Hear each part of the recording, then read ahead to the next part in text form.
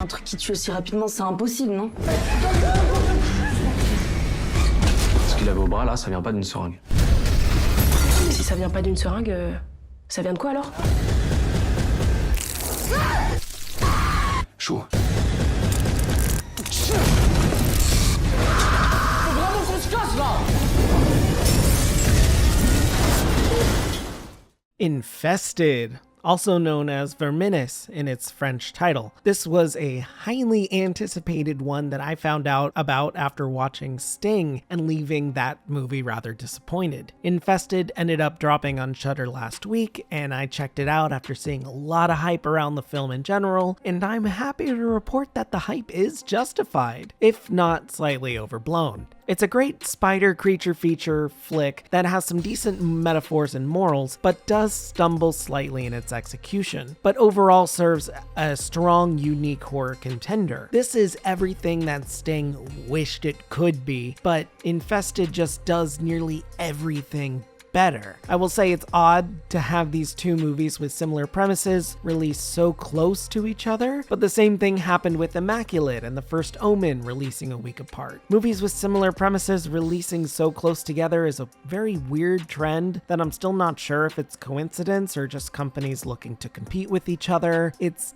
definitely really weird. Anyway, the difference between this film and Sting really rams home just how better this one is just on plot alone. Where Sting had an alien spider, this one uses a more realistic spider. Until they start growing to the size of large dogs, it's still a fictional spider, it just acts like a realistic spider and looks like one. Sting had 3 neighbors. Infested has an entire community building. Sting was a horror comedy, and Infested is a serious thriller with a metaphor to tell. But again, they are 2 very different movies with 2 very different stories, so it's weird to compare them outside of spiders. So what is Infested even about? This film follows a man named Kaleb who buys a black market spider as a pet, having a fascination with exotic animals due to a childhood dream. He takes the spider home to his low-income apartment building where he lives with his sister following the death of their mother. The spider quickly escapes and starts to reproduce, and the apartment building quickly becomes a webby death trap. Right off the bat, I want to emphasize that I absolutely love how the spiders are treated in this movie. They aren't bloodthirsty monsters attacking people randomly or for food. They act how normal spiders would act, by scurrying off to hide, raising their legs up when provoked to ward off attackers, and really biting only to defend themselves. The rule for this movie is essentially you're pretty safe unless you decide to provoke them or attack them, at least until they grow large enough to prey on humans. But even then, the size is described as a means of self-protection than anything else. The metaphor is also pretty damn smart in this movie. The spiders are a stand-in for the main characters and how they're treated, being held as like a mirror.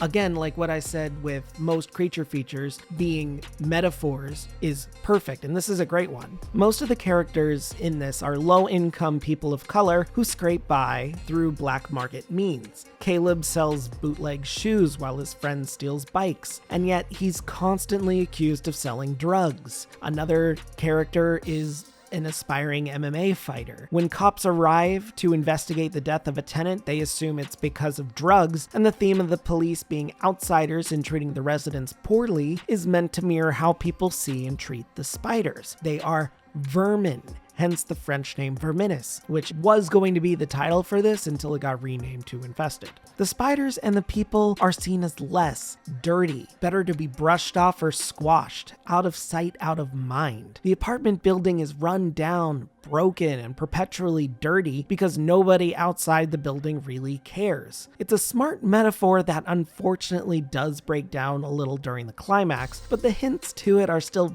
very strong throughout. Even the building itself is a fantastic visual. The film takes place in the real-life building Les Vermines de Picasso, which is a huge cylinder shape and a well-known piece of brutalist architecture. It was built as a means of bringing up a poor neighborhood, but that neighborhood is still seen as rather low income and less than ideal today, supposedly. The building was picked as the setting because of its history and the shape, giving off a sense of a giant bug trap. It just looks really cool from these pictures. It also held significance for the director as he grew up just down the street from it. The film also, surprising no one, it should be said, uses real spiders as well, until they get a bit bigger where then they had to use the CG spiders, or if they wanted to do the spiders to do certain moves that they wouldn't do without being provoked inhumanely. The CG isn't great, but the real spiders look absolutely fantastic. The film used about 200 live giant huntsman spiders and based the fictional species in the film's world off of their look and species-specific movements. This was to make the spiders feel much more believable for the audience because everybody has seen spiders like that in their home at some point. I know where I live, it's usually around wolf spiders or more temperate areas, but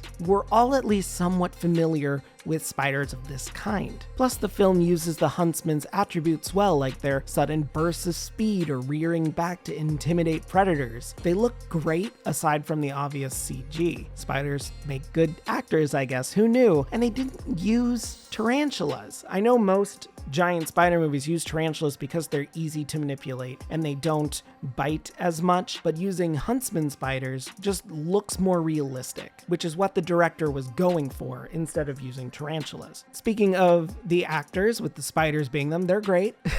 The movie itself, though, is really well acted, too. Some really great work, especially from Theo Christine as Kaleb. His angry yet determined personality just fits so well, and he really rams home the grief when he needs to. Also props to Sophia Lesaf, who plays Kaleb's sister's friend Lila. The screams she has to do in some of the grief and arachnophobic sections her character has are fantastic. Really well done. You can feel the pain and fright there. Lisa Nyarko as Kaleb's sister Manon also brings a very good air to an otherwise meh character. She doesn't get as much focus as she should, given that she's the main character's brother and needs to be a emotional focal point as well, but she nails everything her character is going through, like coping with her mother's death in her own way by subtly lashing out at her brother and trying to renovate the apartment. The other characters as well are all extremely solid, aside from this one dude whose only job is to be extremely nasty to the characters because, I don't know, racism,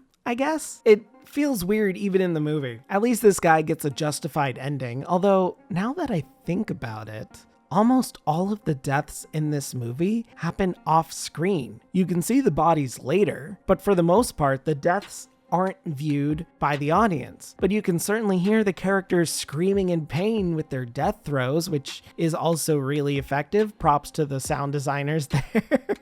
Honestly, I like that detail a lot. Watching the other characters reacting to the noises of their friends or community members screaming in agony is mortifying. Normally, I'm all for show don't tell, but just showing characters' reactions to hearing this lets the imagination soak up as to how bad the bites must hurt and the venom running through it.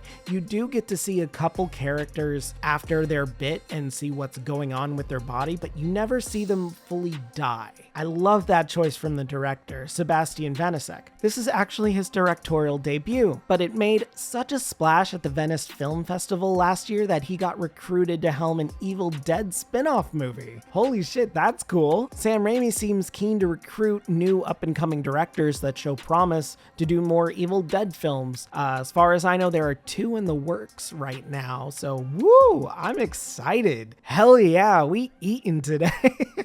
But Vanasek has a really fun style, so I'm hoping it translates well over into Evil Dead. You'd never know he was a new director. There's one scene in the middle of this movie with the hallway. If you've seen the movie, you know what I'm talking about, where the film does this really long spinning tracking shot down the spider-infested hallway and then pulls in close to the characters as they move down it to play off the claustrophobia aspect without really seeing too much. And I really liked that a lot. I'm not claustrophobic. It doesn't get me like that, but I can see getting more people on edge, and it's a very tense scene. I really liked it. One of the best action scenes in the movie, I think. Some other scenes are meh, like later on with some human encounters where the shots are filled with smoke or have very jittery cuts that make it a little confusing to tell what's going on and where certain characters are and what's up. Maybe that was a creative point to emphasize characters' disorientation, but I really wasn't a big fan of that. If you have action sequences and fight sequences going on, I want to see it. Let me know what's happening. I don't want to be in the dark and be confused because I can't see what characters are doing. That's pretty much all I had negatively about this movie. Overall, though, I think it's an extremely solid film that accomplishes what it set out to do. I'm looking forward to so much more Vanisek's work, and I don't think we have any other Spider movies out this year, so definitely enjoy this while you can. I wish this was available in theaters, but by all means, go watch it on Shudder. It's a very solid, creepy film that will make you squirm and empathize with its characters. It does lack here or there, but like I said, it's not a lot to where it's lacking. The pacing is just fine. It doesn't feel too short, it doesn't feel too long, the characters have very well-defined arcs, so I think it's very solid story-wise. Overall, I think Infested is a fun romp with a unique style and flair, and that shows a bit of urban France that you probably haven't seen before. So I say give this a watch. By all means. Ultimately Infested, aka Vermines, gets an 8.5 out of 10 from me. Hey guys, thanks for sticking around for another one. This was fun. I don't know why we're getting so many similar movies in such a short amount of time here. We got, like I mentioned, Immaculate, and then the first Omen. We had Sting, now we have this one. We had Blumhouse's Imaginary, and now we have that If Foster's Home ripoff coming out soon. I don't know what that theme is, but it's happening a lot in just the first half of this year, and I'm really confused as to why. I'll have to do more research on it. I'm sure there's a reason for it. It's very weird to have all of these things just coming out at the same time or being advertised at the same time. Very, very weird, very bizarre, but I guess we'll see. As for anything else, I'm not actually sure what I'm gonna see next. I guess that'll be a surprise. If you want to say hi, I will be at FWA next week. So find me and say, hey, I saw your YouTube. I'd appreciate it. And yeah, let me know what other movies you guys want me to check out. Are there any other Spider films I don't know about that's coming out this year? Am I missing something? Probably am. There's a few other movies I want to check out, but we'll see. Anyway, leave a comment below. What do you think I should watch? And then don't forget to like the video, subscribe, ring that bell, and that's it. Have a great day, and if you're not, have a better one. See ya.